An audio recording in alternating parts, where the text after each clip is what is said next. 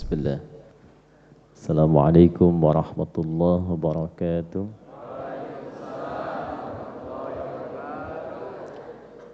Alhamdulillahi rabbil alamin.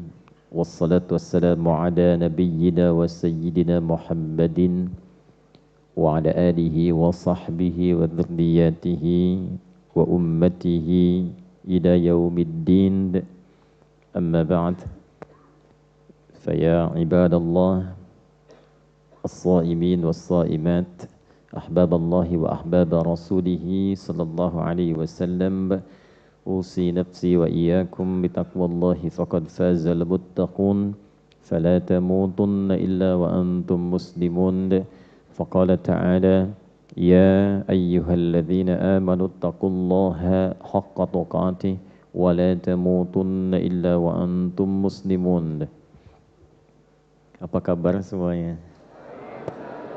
Alhamdulillah. Semoga Allah berkenan menerima seluruh rangkaian ibadah yang telah kita tunaikan selama Ramadan ini khususnya, baik itu ibadah malamnya pun demikian juga dengan ibadah siangnya. Jika disebutkan ibadah siang, itu yang dimaksud dari mulai terbit fajar sampai tenggelam matahari. Singkatnya dari subuh ke maghrib. Kalau disebutkan ibadah malam dari maghrib sampai menjelang ke subuhnya. Itu biasa disingkat dengan keumumannya, ta'mim namanya. Lailan nahar, ibadatul lail wa ibadatul nahar. Ibadah yang dikerjakan di waktu malam, ibadah yang dikerjakan di waktu siang. Jadi kalau ada nama umum siang itu bukan waktunya waktu zuhur, bukan. Tapi yang dimaksud ibadah yang dikerjakan dari terbit fajarnya sampai tenggelam matahari. Makanya ada istilah puasanya siang, malamnya qiyam. Siam dilakukan di waktu siang, qiyam dilakukan di waktu malam. Nah, ini harus dibaca pakai tafsir, pakai dalil. Kalau pakai terjemah nanti mulai puasanya zuhur, bid'ah nanti ya. Baik.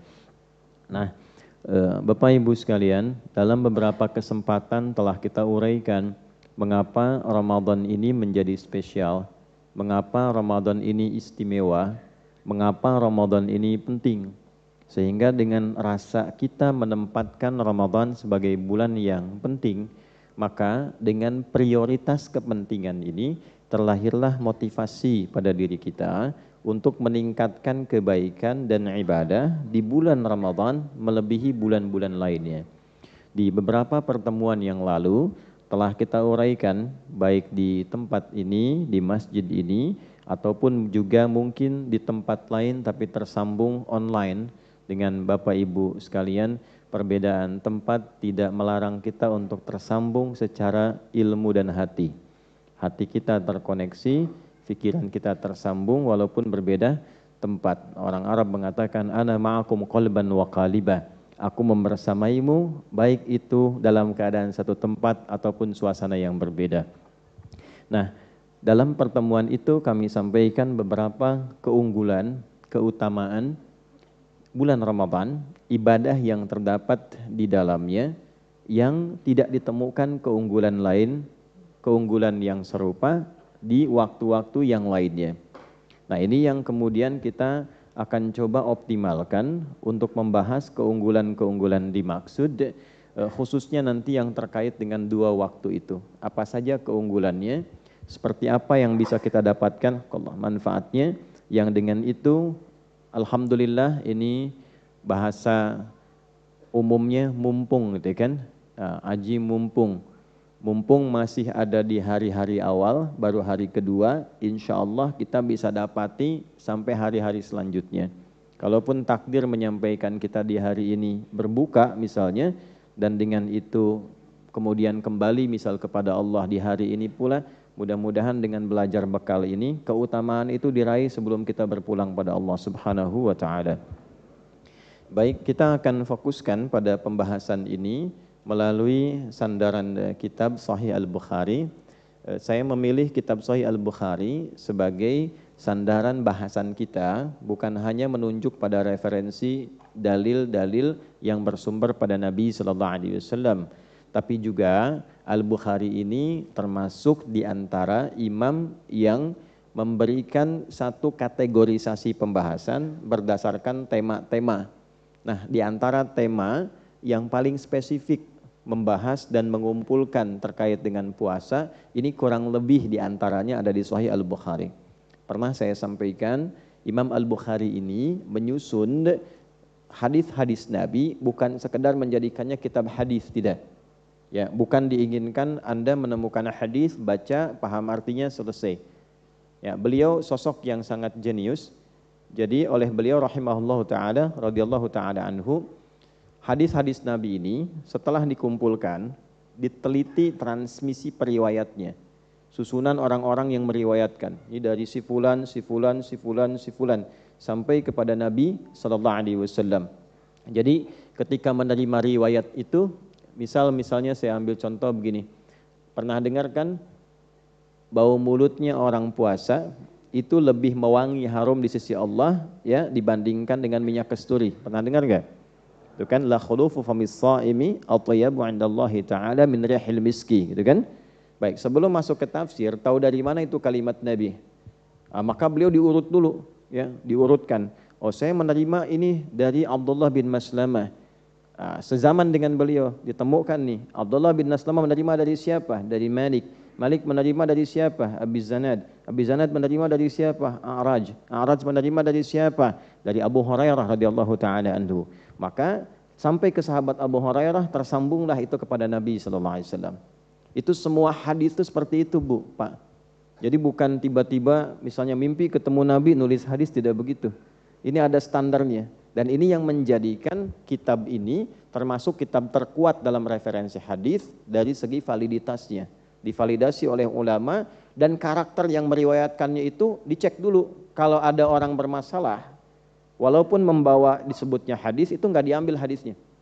Makanya disebut kitab hadis yang paling terpenuhi syarat-syarat hadis yang baik di dalamnya. Kan 5 itu.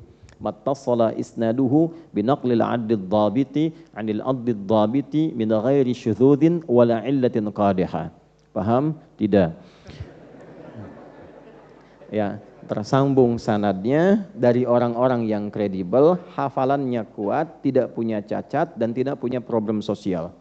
Jadi kalaupun ada orang yang hafal, sekarang ditanya 5 menit kemudian jadi koma, itu turun status hadisnya jadi hasan. Kan? Kemudian ini bagus hafalannya, tapi ternyata misalnya punya kepribadian yang kurang bagus, walaupun pada hewan.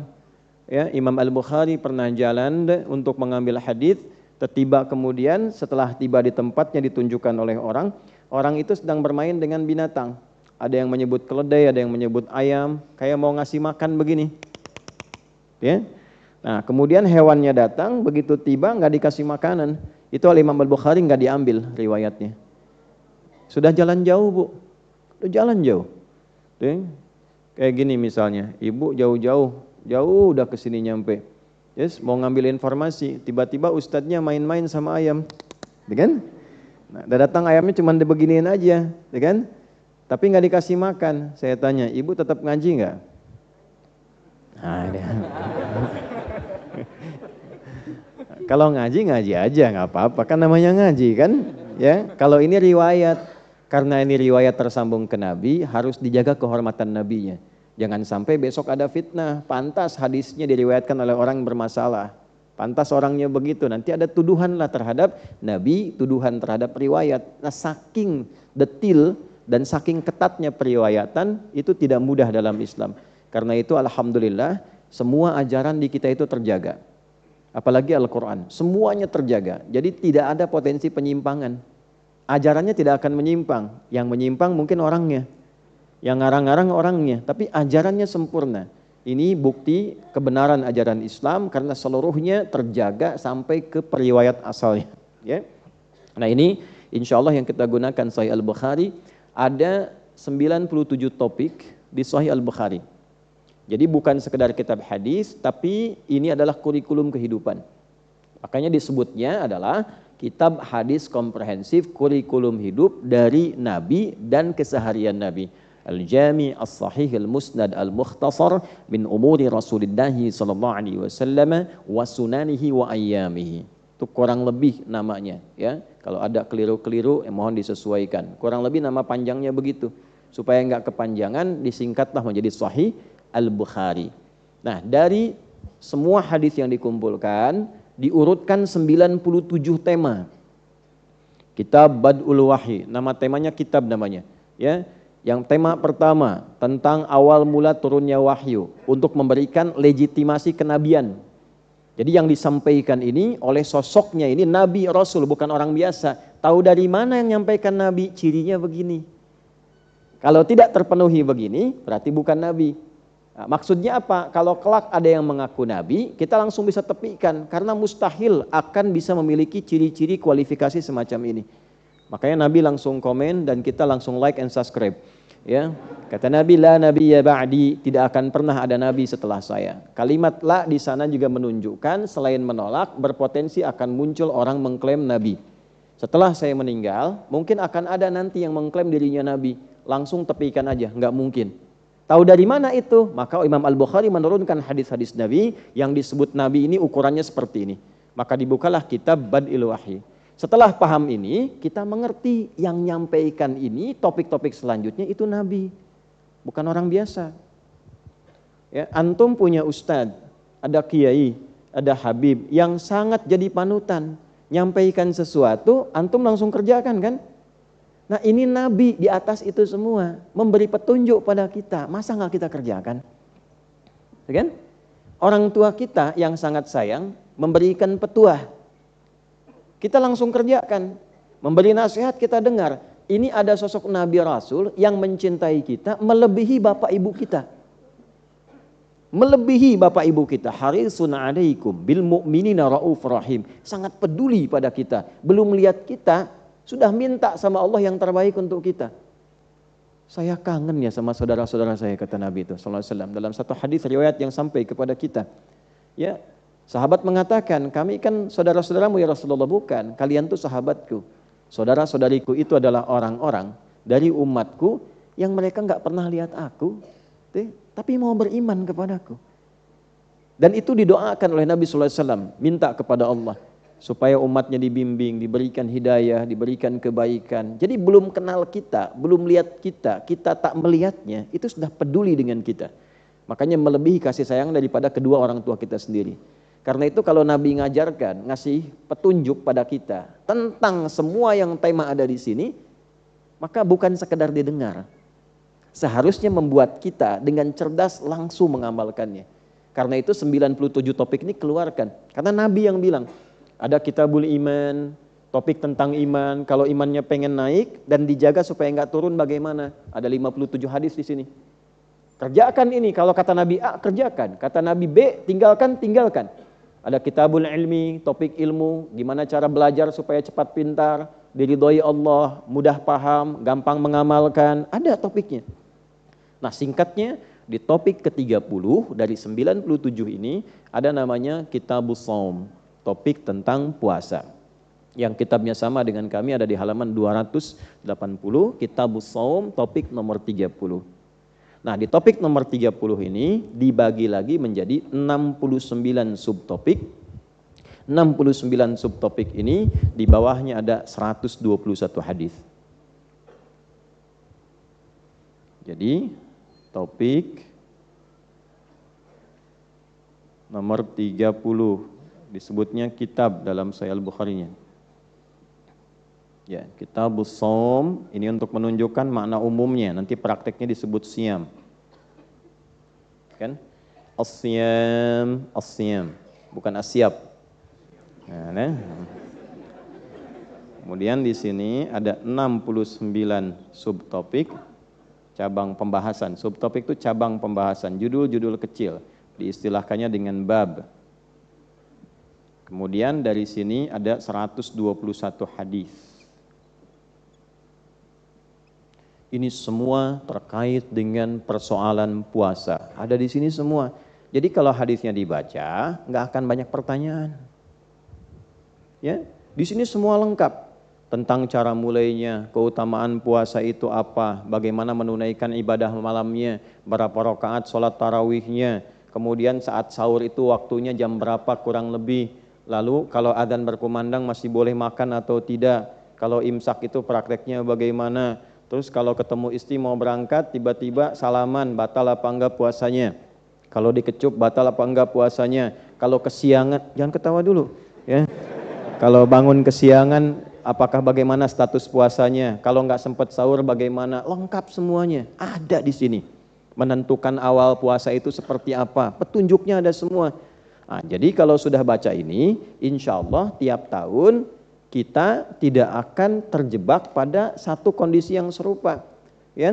Tiap ada pertemuan kan pertanyaannya selalu itu. Ustadz yang betul itu tarawih 11 atau 23? Kalau 11 itu 222 ujungnya 3 atau 443 gitu kan? Terus jawabannya kan karena udah sering disampaikan akhirnya kemana-mana. Udah Bu, misalnya kan yang formasi 4-4-3 aja, kemarin juga Madrid menang misalnya kan, nah, kan udah nggak nyambung tuh. Enggak juga yang 22 ujungnya 1 tuh Liverpool ada di puncak sekarang, bedanya 14, kan jadi kemana-mana kan. Nah, jangan dipotong tuh videonya tuh, ntar nggak nyambung. Nah, jadi bukan itu. Nah, jadi yang poin terbesarnya, coba usahakan baca. Yang lain dibaca, yang dari Nabi nggak dibaca. Terus pengen ketemu Nabi gitu, aneh kan? Ya, ya Allah. Anda tuh dapat surat dari orang yang Anda kagumi, nggak pernah ketemu, dapat surat, seneng nggak? Baca nggak? Baca. Baik ya? Oh tiba-tiba khusus misalnya kan, Mas namanya siapa? Ya? Ali. Mas Ali tiba-tiba dapat surat dari Raja Salman, khusus buat Mas Ali, misal. Tuh, ekspresinya udah begitu kan? Seneng nggak? Sangat senang kan? Padahal isinya cuma nanya doang, apa kabar gitu. Ya kan? Kayak hal, tapi senangnya luar biasa kan? Dia sekarang kita dapat surat dari Nabi. Isinya banyak, 121 surat dari Nabi. Yang kita sebut hadis itu. Terus di dalamnya membimbing kita supaya bahagia. Ali, kamu kalau pengen bahagia gini. Adi, kamu kalau pengen sukses gini. Kalau puasa kamu pengen nikmat tuh begini. Ini yang harusnya kita baca tuh ini. Fulan kalau pengen pintar, gini cara belajarnya. Fulanah kalau kamu sering galau, pengen tenang, ini obatnya begini. Kamu kalau sama anak begini, solusinya begini. Kalau orang tua begini, ini jawabannya. Ya. Itu yang ditampilkan. Nah, oleh karena itu, coba kita hadirkan beberapa yang mungkin bisa kita tampilkan karena waktunya terbatas di kesempatan kali ini. Insya Allah kita akan mengaji beberapa yang utama dalam Ramadan. Apa yang paling utamanya, sehingga yang utama ini kalau kita kejarkan level atas, kalau nggak sampai nyangkutnya kan masih di yang sedang-sedang. Tuh kan? Makanya kan rumusnya begitu. Kalau sedang kuliah, teman-teman mahasiswa, langsung pasang target IPK 4. Nggak usah pakai amin, langsung. IPK 4, ya. Nah, nanti effortnya pun akan besar, usaha kita akan tinggi mewujudkan itu. Kalau nggak nyampe, jelas nyangkutnya 3,9, 3,8, 3,7. Ini masang 3, gitu kan? Nyangkut 2,7, alhamdulillah katanya, nggak pakai, paling tinggi. Sama ke surga juga, targetnya Firdaus, ya kan? Targetin Firdaus paling tinggi, tingkat paling tinggi. Jadi kalaupun nanti amalannya tidak cukup ke situ, misalkan, itu sudah ditambah dengan macam-macam, ya, dengan rahmat yang lain, amalan lain, belum cukup ke situ, ya, maka nyangkutnya jelas, mungkin di surga Aden, Jannatun Naim, ya. Tapi kalau pasang targetnya, yang penting surga dah, gitu kan, ya, mau di mana aja, kelas yang kecil juga nggak apa-apa, ya, kalau nggak nyampe kan susah, ya kan? Nah itu yang coba kita hadirkan.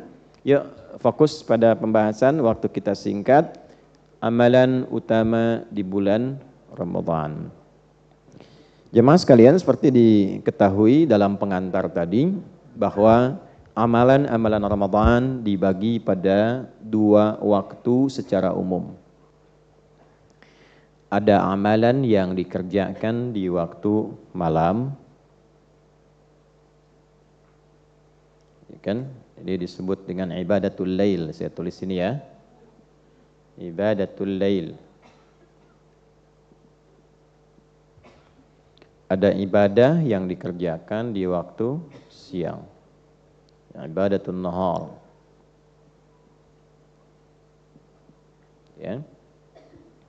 Ini amal Ramadan. Baik. Di antara sekian amalan ini ada beberapa amal-amal yang utama. Amal utamanya dibagi dua. Ada yang berupa, ini kita turunkan ke sini dulu, amal utama. Ada yang berupa, amal utama itu berupa perintah. Ada juga sifatnya yang berupa larangan.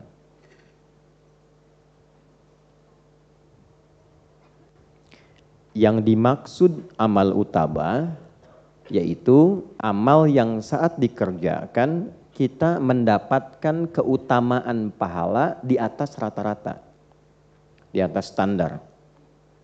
Ya, misal begini, kalau standarnya itu sholat ditunaikan, pahalanya berapa?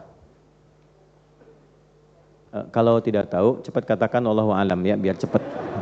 Biar cepat ya. Biar cepat nih. Sholat misalnya. Ini ukurannya gini, kita pakai Al-Quran aja. Sholat itu diantara amalan yang disebut namanya dengan hasanah. Kan? Ibu hasanah, ibu sholat. Ya, kalau enggak sholat bukan hasanah tuh. Ya. Dari mana taunya? Quran surah ke-11 Hud di ayat 114. Aqimis salata tarafain nahar wa zulafan minal lail. Innal hasanati yudhibnas sayyiat. Tunaikan sholat itu yang terangkai dari mulai siang, fajar sampai terus masuk ke maghrib. Kemudian maghrib sampai ke isya terus. Nah itu semua perbuatan hasanah. Innal hasanati, sungguh semua perbuatan hasanah dari rangkaian sholat itu yudhibnas sayyiat. Di antara manfaatnya menghilangkan keburukan-keburukan, menghapuskan otomatis dosa kecil. Jadi antara sholat satu ke sholat yang lain itu menggugurkan yang kecil-kecil. Malam takunil kabair, sepanjang bukan dosa besar.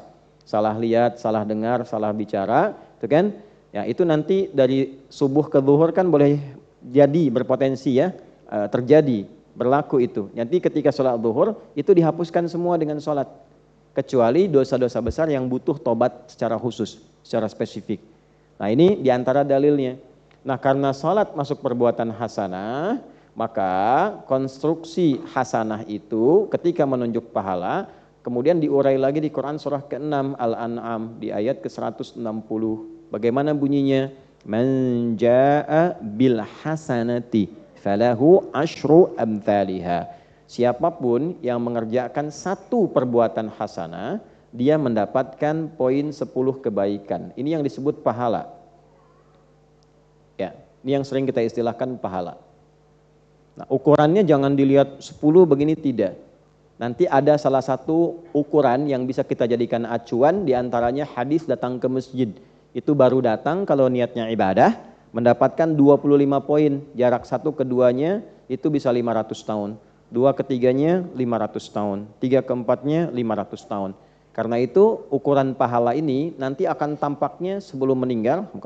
Dalam sakaratul maut ditunjukkan sehingga orang yang banyak pahalanya senyum, gembira, tenang. Ya, jiwanya tenang karena sering ibadah. Ya, orang yang mengerjakan hasanah disebut abdun, jamaknya ibadun. Pekerjaannya ibadah. Makanya ketika mau meninggal sifat ibadahnya disebutkan lagi. Disebut oleh Allah sebagai hamba-hambaku, ibadi. Quran surah 89 ayat 27 sampai ayat 30. Ya ayyatuhan nafsul mutmainnah irji'i ila rabbiki radiyatan mardiyah. Fadkhuli fi ibadi wadkhuli jannati. Jadi begitu disebutkan sifat ibadahnya, ditampakkan ukuran pahalanya. Dari pahala itu surganya begini. Tenanglah hatinya, senyum wajahnya, saat tenang itulah dicabut nyawanya dalam keadaan yang sangat indah. Itulah husnul khatimah. Jelas? Ya, itulah husnul khatimah. Semoga Allah golongkan kita termasuk yang demikian. Nah ini satu kali amal dapat 10. Nah 10 ini nggak cukup dengan amin. 10 ini memang harus dikerjakan. Ya. Kalau berjamaah kalikan 27 keterangan nabinya. Salatul jama'ati afdalu min salatil fardi bi 27 darajah. Sholat berjamaah lebih utama maksudnya pahalanya dibandingkan dengan sholat sendirian. Di antara selain pahala itu juga membangun kekuatan. Kalau lupa ada yang ingatkan. Kalau sholat sendiri lupa, siapa yang ingatkan? Kalau berjamaah lupa, imam lupa, makmum ingatkan. Makmum lupa, sadar ada imam di depan. Kan gak mungkin imam 2 rakaat, makmum 3 kan? Gak mungkin kan? Nah itulah keutamaan jamaah. Makanya pahalanya naik kali 27. Tuh. Kalau ditunaikan di masjid kali lagi 25. Jadi jangan dilihat biasa. Banyak dicatat. Iqra kitabak kafa bi nafsikal yauma 'alaika hasiba. Nanti hari kiamat baca tuh bukumu, catatanmu, rapot kamu itu ditampakkan saat akan meninggal. Ya, nggak bisa lihat sekarang. Pengen meninggal kalau belum waktunya juga nggak bisa. Jadi begitu nanti mau meninggal ini tampak. Al-Qur'an lebih banyak lagi 1 huruf. Ya, makanya kalau orang nggak sholat tuh rugi. Karena dalam sholat kan baca Al-Quran juga. Ya, jadi sholat tuh pahalanya banyak itu. Itu hitungan 10 itu baru sholatnya. Belum bacaan Qurannya, belum zikirnya, belum doanya. Jadi kalau nggak sholat rugi. Makanya pengantar sholat itu kebahagiaan dan kesuksesan. Hayya 'alal falah. Supaya engkau bahagia, supaya sukses. Nggak sholat tuh pasti nggak bahagia itu. Jadi kalau keluarga pengen bahagia, pelihara sholat. Rumah tangga ingin bahagia, tenang pelihara sholat.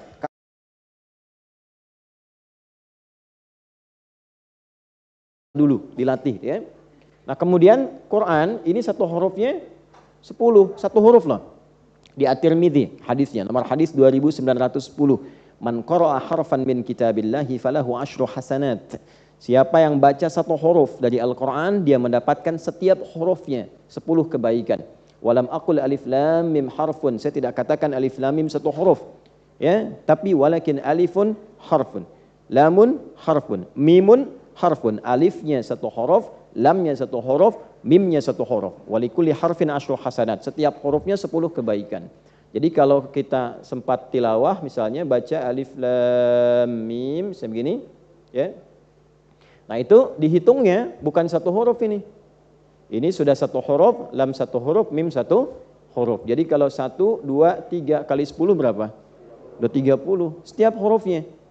Ini yang melihat secara tekstual, yang membaca dengan ilmu lagi, ada ilmu keempat dalam gramatikal bahasa Arab. Jadi ada 4 turunan ilmu plus adab yang kelima. 1 itu nanti ada nahwu, 2 ada saraf, ya nahwu dengan saraf digabungkan nanti 1002 bait di alfiyah, ditambah dengan balaghah 3 cabang ilmu, ma'ani, bayan dan badi'. Yang keempat namanya arud. Arud ini nanti ada 16 turunan cabang ilmunya disebut dengan bahr namanya. Selain untuk menguasai perbedaan antara syair dengan Al-Quran, rasa feel kenikmatan Quran dengan irama-irama lain juga menunjukkan kepada kita cara membaca huruf. Di ilmu arud itu, apa yang disebutkan, maka hurufnya dihitung jumlahnya berdasarkan bunyi, bukan tulisan. Misalnya, ini huruf apa? Alif, maka ditulisnya begini. Tuh. Jadi nggak pakai O, ini begini tulisnya, ya. Kalau oh nanti oh alif gitu kan. Alif ini kan sudah berapa huruf lagi? 3 kan? Nah jadi dari sini tuh bisa 3. Nah ini apa? Bukan, ini hamzah. Tuh ada kepalanya. Hamzah tuh berapa huruf gitu ya? Nah 1, 2, 3, 4. Maksudnya apa? Orang yang tidak pernah berhitung dengan amalannya, Allah berikan pahala tanpa hitungan. Tapi kalau Anda menghitung, diberikan sesuai hitungan. Masya Allah Ramadan, 1 hurufnya 10 nun. Dah 10 gitu ya. Nah ini dikasih hitungan. Nah ini. Nah sekarang gambarannya demikian. Ada yang di atas ini standar. Ini baru standar Bu, Pak. Ini standar. Di atas standar tak terhitung. Nah, orang yang bisa mengoptimalkan Ramadan dengan baik, itu ada amalan-amalan yang saat dilakukan, itu ukurannya tidak mengikuti standar. Ukurannya langsung Allah yang kasih sekehendak Allah. Sekehendak Allah. Yang biasanya 10 tiba-tiba bisa 1 juta, mungkin terjadi. Ya, itu hanya Ramadan. Dan hadisnya nanti kita temukan di topik yang kedua, topik yang kedua dalam bahasan Kitabus Shaum. Di topik ke-30 ya, di subtopik nomor yang kedua namanya bab fadlus shaumi, Bab Fadlus Shaumi, halaman 281, hadis nomor 1894 dalam Sahih Al-Bukhari. Ya, Imam Al-Bukhari rahimahullahu taala mengatakan haddatsana Abdullah bin Maslamah an Malikin an Abi Zinad an Al-A'raj an Abi Hurairah radhiyallahu taala anhu anna Rasulullah sallallahu alaihi wasallam qala as-siyamu junnatun fala yarfuth wala yajhal wa in imru'un qatalahu aw syatamahu falyaqul inni sha'imun marrataini والذي نفسي بيده لخلوف فم الصائم أطيب عند الله تعالى من ريح المسك يترك طعامه وشرابه وشهوته من أجلي الصيام لي وأنا أجزي به والحسنة بعشر أمثالها. Ya, puasa itu kalau benar ditunaikan, kata Nabi, akan membentuk perisai dalam tubuh kita yang selalu mencegah dari perbuatan maksiat. Ya, makanya saat puasa kan dilatih meninggalkan maksiat dan meningkatkan taat. Meninggalkan maksiat, meningkatkan taat. Orang puasa nggak ada yang mau maksiat. Ya, korupsi libur tuh saat puasa. Ya kan? Mau bohong aja nggak mau kan? Ah, biasanya kamu gini, puasa, ya kan gitu kan? Nah, itu dilatih. Nah, nanti setelah latihan itu terbentuk karakter moral namanya. Di sini karakter moral, di sini karakter intelektual, di sini karakter kinerja. Jadi kalau moralnya sudah bagus, intelektualnya akan dipandu menjadi ilmu yang baik. Kenapa orang pintar tapi tidak baik? Karena moralnya nggak bagus. Nah, puasa itu membentuk karakter moral. Karena itu dilatih, nggak mau berkata yang kotor, tidak berbuat yang tidak pantas, gitu kan? Ada orang provokasi, dia katakan pada dirinya, saya sedang puasa. Tuh kan, diprovokasi, mau buka jam 6:15, jam 6 orang provokasi, gitu kan? Saya sedang puasa. Nggak dibalas mas, tar habis maghrib. Nah, kan? Tapi maksudnya mengendalikan diri, habis maghrib kan lupa, sayang kan pahala saya hilang gitu. Tahan. Ya, kalau ada orang provokasi dia katakan pada dirinya saya sedang puasa. Kalau orang bisa begitu, lisannya ditata sampai ke ujung kakinya, dari kepala sampai ujung kaki, itu dimuliakan oleh Allah, diberikan ciri saat bangkit di hari kiamat. Jadi begitu meninggal, dibangkitkan di hari kiamat, cirinya di lisannya langsung keluar bau harum. Di lisannya keluar bau harum. Begitu bangkit di lisannya keluar bau harum. Karena nanti saat bangkit tuh banyak yang komen. Ya laitani kuntu turaba, kata yang kafir satu. Ya terjadi juga, mendingan saya jadi tanah aja, nggak usah jadi manusia, takut dihisab. Yang satu bilang gini, yang satu bilang begitu, ya kan? Saya lihat wajah Firaun kemarin di Mesir tuh udah ketakutan begini, matanya melotot, mulutnya ngangap gini. Ya, nggak percaya sana aja tuh antum. Ya, saya udah kunjungi. Jadi membuktikan betapa benarnya Al-Quran. Dan di Quran disebutkan bukan tunggal, ala Firaun. Satu keluarga besar, koleganya Firaun. Pengawalnya, algojonya ini. Jadi kita masuk museum itu Bapak Ibu sekalian. Jadi kalau ada waktu, insya Allah diberikan waktu, kesempatan, rezeki ke sana. Ya, makanya kalau maaf ya, saya lompat sedikit, kalau rihlah jalan, coba cari ke tempat-tempat yang meningkatkan ilmu, menguatkan iman. Ya, bukan hanya menghabiskan uang. Ya, sayang apalagi membangkitkan nafsu, yang begitu tuh udah nggak zamannya, tinggalkan. Cari tempat yang membuat kita lebih pintar, iman kita menguat. Jadi begitu masuk, itu keluarga besar Firaun, Bu. Bapaknya Firaun, ibunya Firaun, kakeknya Firaun, neneknya Firaun, generasi ini. Kemudian pengawalnya Firaun. Ini si fulan yang pengawal paling hebat disebutnya, itu yang tenggelam semua itu ada. Ya, rata-rata dikumpulkan. Jadi sekarang dikumpulkan jadi satu tempat, di satu museum. Jadi begitu masuk tuh langsung diarahkan, kelihatan oh ini yang ibunya Firaun, ini yang istrinya Firaun, ada. Jadi betapa kalau sudah ditunjukkan kebenaran Quran langsung di hadapan mata kita, itu kalau belum beriman keterlaluan. Tampak loh di hadapan mata itu. Nah, kalau sudah beriman tidak tergetar untuk mendekat kepada Allah, keterlaluan juga. Nah, maka dari itu ketika kembali kepada kita dalam bahasan puasa ini, ya, maka perhatikan kalimatnya. Ketika dibangkitkan di hari kiamat keluar mewangi di lisannya. Ya, bukan karena nggak sikat gigi, bukan. Karena dia tahan lisannya. Ini maknanya ini, ya, makna terdalamnya karena dia menahan lisannya dari perbuatan kotor. Ya, orang-orang yang nggak pernah berkata kotor, kata-katanya selalu lembut, selalu baik, itu wangi di hadapan Allah. Karena itu ketika dibangkitkan, hasil ibadah di lisannya ini diberikan apresiasi, keluar bau harum. Itu maksudnya. Ya, paham ya? Jelas ya? Ya, di luar pengertian fisikal. Di luar pengertian fisikal yang kalau sikat gigi nggak pakai pasta dan sebagainya, hukumnya bisa ikhtilaf. Tapi yang ini sepakat ulama. Hakikatnya Orang puasa itu menata lisannya supaya lisannya jadi baik. Itulah yang mewangi di hadapan Allah. Dibangkitkan. Kalau benar bisa begitu, maka engkau kerjakan puasa niat ikhlas karenaku, aku berikan pahala tidak sesuai ukuran standar. Ukurannya ukuranku, kata Allah. Nah, apa saja amalan-amalan utama, baik berupa perintah atau larangan, yang mengantarkan kita pada keutamaan pahala itu. Itulah yang akan kita coba uraikan dalam waktu yang tersisa untuk kita semua. Jadi sekarang kita masuk inti bahasannya. Tadi muqaddimah ya. Bismillahirrahmanirrahim. Kita mulai dengan amalan siang dulu ya, karena sekarang kita kan ada di waktu siang ya. Ya, jadi maksudnya gini, setelah dibahas langsung dioptimalkan. Gitu ya, mumpung ada di waktunya. Referensinya subtopik yang ke-6 ya. Jadi topik yang ke-30, tema 30, subtopiknya yang ke-6 di halaman 282. Bab man shoma ramadhana imanan wa ihtisaban wa niyatan. Nah, ini ada syarahnya sedikit. Subtopik tentang siapapun yang menunaikan puasa Ramadan dengan dasar iman, dilakukan karena Allah dan berniat untuk memperbaiki dirinya. Tolong catat ya. Ini mumpung masih hari kedua, sudah utama belum? Karena kalau yang standar kan niat, ya kan? Terus tahan lapar, tahan haus, tahan syahwat, tunggu buka. Ya kan? Makanya baru sahur udah lihat jadwal buka kan hari ini, jam berapa bukanya gitu kan? Kadang begitu, itu standar. Nah, kita yang ngaji ini melewati batas standar. Bab man, siapapun. Untuk semua terbuka, tapi secara personal.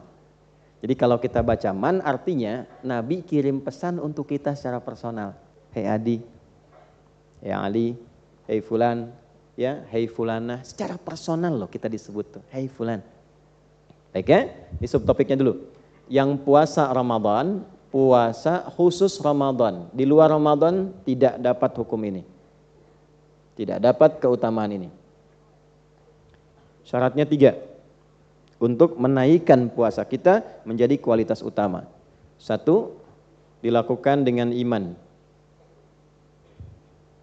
Awas ya, motivasinya iman. Karena nanti ada yang motivasinya adalah bukaan. Kenapa buka di Masjid Pondok Indah? Menunya bagus nih. Ya? Kan? Oh, kenapa sahurnya itikafnya di sini? Oh, fasilitasnya lengkap. Bukan karena itikafnya, tapi karena hal-hal duniawi yang melekat di dalamnya. Contoh, ya. Kemudian yang kedua, ihtisab. Ihtisab itu dasarnya keikhlasan plus evaluasi diri. Ikhlas dan muhasabah atau evaluasi. Ya. Yang ketiga, dilakukan dengan niat yang benar. Ya. 3 ini. Bukan sekedar dilafadzkan atau dihadirkan di dalam hati, tapi memang komitmen disampaikan dengan benar niatnya. Nanti kita bahas niat yang benar itu seperti apa.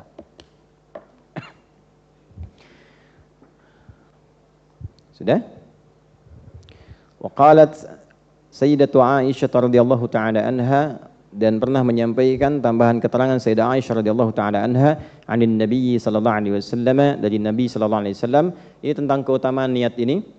Yub'atsuna ala niyyatihim, ya, manusia itu, hamba-hamba Allah itu akan dibangkitkan di hari kiamat dan mendapatkan bagian tempatnya di akhirat, ya, itu sesuai dengan niatnya masing-masing. Jadi kalau beramal di dunianya niatnya untuk dunia, nggak ada tempat di akhirat dalam surganya. Ya, karena untuk masuk ke dalam surga itu mesti ada niat yang menyertai amalan dunia itu dengan niat akhirat yang disebut ibadah itu. Ya, bukan sekedar ibadah ritual yang kita sholat, kita puasa, kita baca Al-Quran. Sama antum yang belajar di kampus niatnya apa?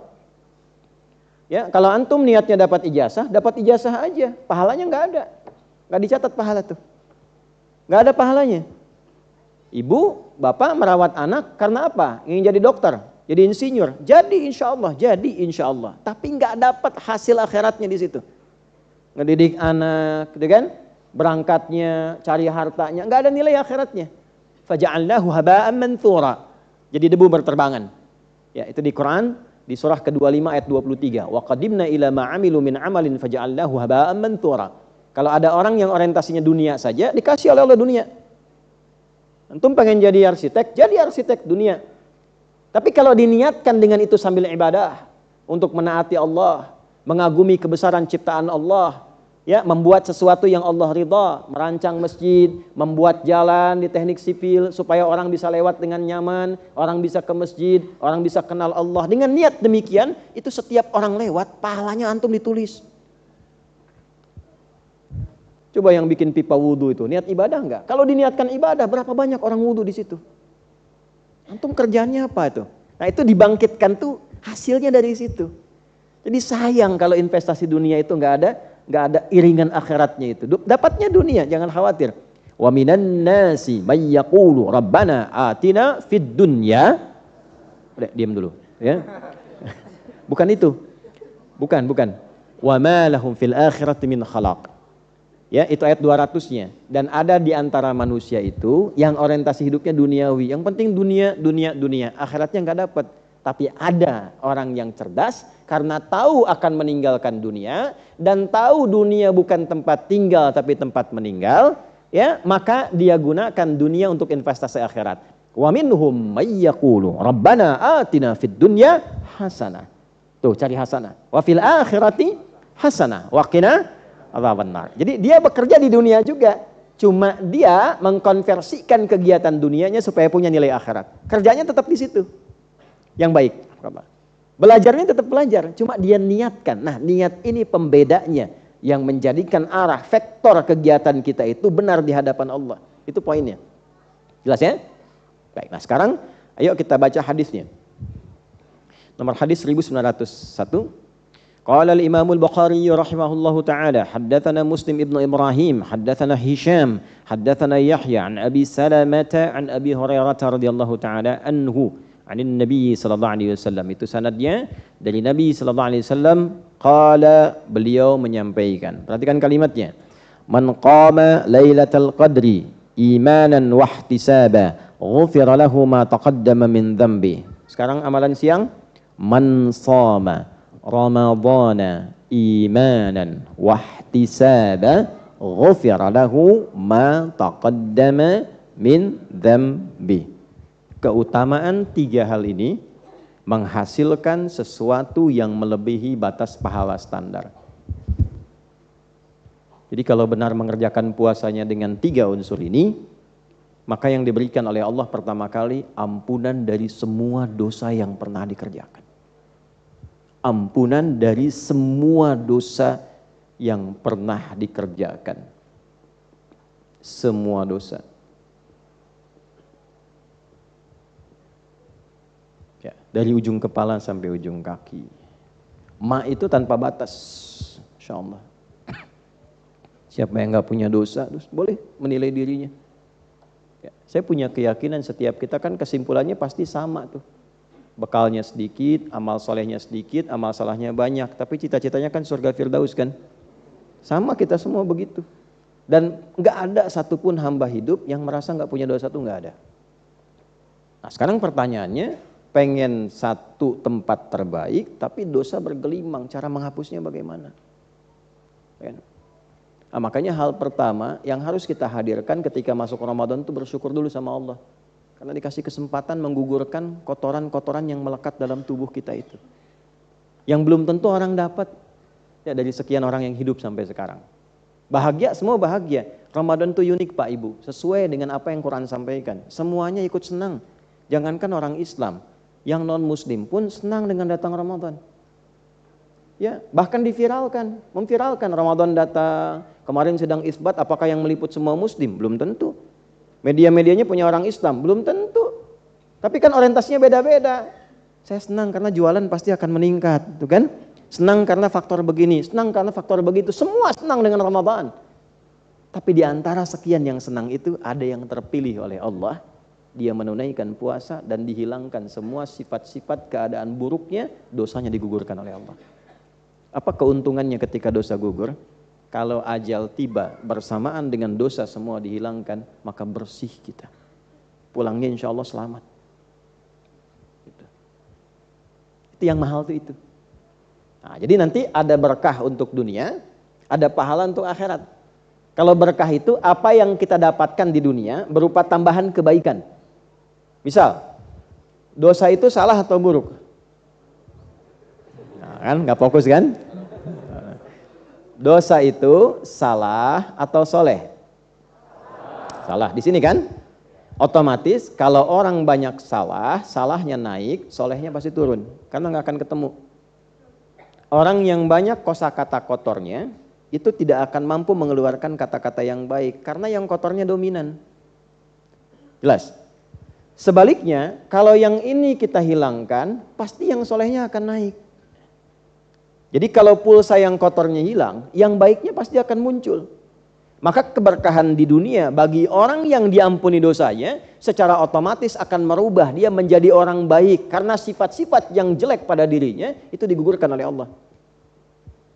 Misal, mata banyak dosa, berarti banyak salah. Ketika diampuni dosanya, itu dihilangkan, ditutup sekat-sekat salahnya. Maka yang muncul yang baiknya. Maka keluarlah fungsi mata yang terbaik. Dia melihat yang baik, menatap yang mulia. Demikian sampai ke lisan, sampai ke ujung kaki. Jadi keberkahan dari ampunan dosa yang Allah berikan bisa merubah seseorang menjadi orang baik, singkatnya begitu. Coba lihat, silahkan lihat. Orang-orang yang diampuni dosanya oleh Allah. Dia bertaubat, kan? Silahkan Anda cek siapapun profilnya. Pasti jadi orang baik. Ya, siapa yang nggak pernah dengar Abu Dzar Al-Ghifari misalnya? Jundub bin Junadah. Baca sirahnya, baca perjalanan hidupnya, baca kisahnya. Dia bisa keluar dari dunia gelap menjadi satu cahaya yang terang benderang. Ya, jadi ustadz, jadi kiai, jadi periwayat hadis. Yang asalnya seorang ketua begal. Ya, dan keluar dari dunia itu menjadi sesuatu yang sangat terpuji. Sahabat-sahabat mulia sampai sekarang yang dikenalnya yang baik-baik saja.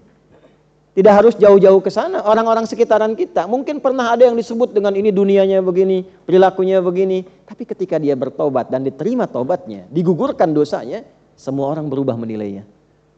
Ya orang baik ini. Dan ketika jadi orang baik, yang jeleknya itu ketika disebut bukan untuk menjelekan, tapi menjadi hikmah pelajaran. Jadi baik lagi. Nah, itulah keberkahan yang bisa didapatkan oleh orang yang mendapatkan ampunan Allah. Ramadan itu sehari aja puasa, puasanya benar, dosa gugur. Sehari aja, dosanya gugur. Tandanya apa? Akan merubah keadaan diri kita dari ujung kepala sampai ujung kaki jadi baik semua. Kemarin udah sehari puasa tuh, pengaruhnya bagaimana? Coba cek matanya, cek telinganya, cek lisannya, ada perubahan nggak? Nah, kita bisa ukur. Jadi kalau ada yang belum berubah sepenuhnya, nah berarti ada yang masih dibutuh hari kedua. Hari ini benar nggak puasanya? Nanti hari ketiga cek lagi sampai betul-betul merasakan keluar dari kegelapan, lahir seperti fitrah lagi. Kan begitu kan? Seperti dilahirkan kembali kan? Dilahirkan kan nggak bawa dosa. Makanya orang senang semua lihat anak kecil. Walaupun dari rahim siapapun dia terlahir. Ya, pengennya meluk, pengennya gendong. Anak siapapun dia. Ya Allah lucu banget. Masih belum balik tuh lucu semua. Gemuk pun lucu. Kamu tuh gemuk banget. Cabi pipinya. Coba kalau udah dewasa gemuk tuh. Masih bisa bilang gitu. Bapak lucu banget. Nggak ada tuh. Nggak ada. Nah itu. Jadi keberkahan dunianya. Ya kalau seorang suami, istri, ayah, ibu, anak, sebagai pegawai, pejabat, pengen baik, puasa yang benar. Pasti baik. Jadi berkahnya Ramadan, kalau semua kalangan orang beriman, puasanya benar, jadi baik. Dan kebaikan itu auranya akan menyebar pada lingkungan kehidupan kita. Pejabat semua puasanya benar, jadi pejabat yang baik.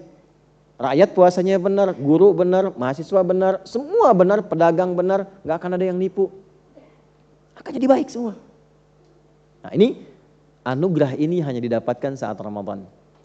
Bukan pada yang lain. Kalau meninggal dalam puasa seperti ini, dosa sudah habis, plus punya pahala walaupun mungkin baru sejam puasa. Tapi dosa udah gugur. Karena 3 ini dikerjakan. Maka dapat tambahan pahala 1 jam, dosa sudah habis. Itu potensial surganya tinggi. Dengan rahmat Allah Subhanahu wa ta'ala. Dan itu terjadi Ramadan, tidak harus sebulan. Setiap hari kita menjalani puasa diberikan karunia itu. Hanya pertanyaannya, apakah semua yang puasa Ramadan menunaikannya dengan 3 syarat utama ini? Ya. Kalau mau standar dapat biasa, dapat. Tahan, lapar, haus ini dapat. Tapi kalau kita pengen yang ini, kita turunkan. 1, imanan, dia tunaikan puasa dengan penuh keimanan. Bagaimana menunaikan puasa dengan penuh keimanan? Pelan ya. Bapak Ibu sekalian, menunaikan satu amal, khususnya di sini terkait dengan puasa, yang didasari dengan satu iman, maka tafsir dari para ulama memberikan 2 petunjuk. 1, dikerjakan karena iman itu maksudnya dikerjakan untuk menaati Allah Subhanahu wa taala. Tujuan puasanya lillah. Saya tanya pada semuanya, menunaikan puasa ini karena kewajiban atau karena Allah? Ayo, pelan-pelan dulu jawabnya. Tarik napas dulu, pelan-pelan. Pikirkan dulu. Alhamdulillah. Ya, saya ulangi ya, tanyakan pada diri kita. Kita mengerjakan puasa Ramadan ini karena kewajiban harus puasa atau karena Allah? Ini kan? Baik ya. Nggak usah ada cabang-cabangnya, udah itu ya, itu dulu. Karena nanti kewajiban itu kan dibukanya dengan iman. Ya ayyuhalladzina amanu kutiba alaikumus, ya kan? Nah, kenapa jadi kutiba coba Bu Pak di situ? 1 juta, enggak serius, 5 juta, waktu habis, waktu lambat. Kenapa kutiba bukan kataba? Ya betul, kalau kutiba bentuk pasif majhul, betul. Kataba bentuk aktif maklum. Kalau kataba itu mesti ada subjeknya. Makanya kalau dibaca di luar Quran bentuknya begini, kataballahu alaikumusiyama, Allahnya masih muncul. Tapi kalau kita robah ke dalam bentuk pasif, seperti ayat ini telah menunjukkan pada kita, kutiba, maka tidak perlu subjek lagi. Kata Allahnya dihilangkan di situ, kutiba alaikumusiyam, makanya diterjemahkannya diwajibkan atas kalian menunaikan apa? Puasa. Siapa yang mewajibkan itu? Dari mana taunya? Bukan dari iman. Bukan karena Qurannya. Quran nggak nyebut di situ. Karena dibuka dengan kalimat ya ayyuhalladzina amanu. Karena sudah ada iman dalam diri kita, iman itu meyakinkan yang memerintahkan pasti Allah bukan yang lain. Nah, karena itu bagi orang beriman dia nggak harus tanya lagi siapa yang perintahin. Kenapa harus diwajibkan? Ya, karena ada iman. Ketika iman itu sudah ada, maka dia berkata, sami'na wa ata'na. Setiap saya dengar, saya langsung taati. Makanya ayatnya dibuka dengan kalimat iman. Amanar rasulu bima unzila ilaihi min rabbihi wal mu'minun. Kullun amana billahi wa mala wa kemudian la nufarriqu baina ahadim mir wa qalu wa. Nah itu yang dimaksud kalimat ya ayyuhalladzina amanu kutiba alaikumusiyam. Makanya sahabat ketika ayat itu turun gak banyak tanya. Mereka senang, sami'na, kami dengar ya Allah. Tuh kaget ya? Sami'na, kami dengar ya Allah. Wa ata'na, langsung kami kerjakan. Jadi ciri yang pertama, ketika semua ibadah dilandasi dengan iman, dia menyertakan, kalimatnya perhatikan baik-baik, dia menyertakan dasar iman ini karena Allah dalam jiwanya. Bahasa singkatnya, dia mengerjakan puasa ini untuk menaati Allah. Dipersingkat lagi karena Allah lillah. Kalau Allah nggak perintahkan, saya nggak akan kerjakan. Saya nggak peduli mau dapat makanan enak, mau tidak, mau dijanjikan apa, mau tidak peduli. Yang penting Allah yang perintahkan. Mau diminta apapun sama Allah, saya kerjakan. Mau dilarang pun saya tinggalkan. Yang penting Allah, saya punya Allah itu. Bu, latihan ini penting sekali, Bu. Jadi bagian pertama ini, manfaat dunianya begini, untuk menanamkan pada diri kita, Pak, nanti rasa punya Allah. Kalau ini sudah ada, hidup itu ringan. Anda punya masalah seberat apapun, dan Anda merasa saya punya Allah, itu masalah ringan. Masalah kan berat banget, tapi saya punya Allah. Yang percaya pada saya, menitipkan masalah itu pada diriku, bukan pada yang lain. Dan aku yakin Allah pasti berikan jalan keluarnya, karena punya Allah. Itu yang sekarang kurang dirasakan oleh kebanyakan orang yang mengatakan saya muslim. Imannya kurang, perlu dicas lagi. Kalau merasa punya Allah, gak mungkin berbuat maksiat, gak mungkin korupsi, gak mungkin menipu, gak mungkin mencela. Karena tahu Allah mengawasi. Ya. Kalau merasa punya Allah, keluhannya akan sedikit. Karena merasa saya punya Tuhan yang pasti menyelamatkan saya, menolong saya. Iyyaka na'budu wa iya, yang sudah berjanji kalau saya menuhankannya, menyembahnya, dia pasti akan tolong saya. Punya gak rasa begitu? Kenapa ketika kesulitan tuh banyak mengeluh? Kenapa nggak kita kembalikan kepada yang menitipkan? Karena ini punya Allah. Belum apa-apa udah bikin status. Kenapa aku yang diuji ya? Yang bisa doakan tolong aminkan.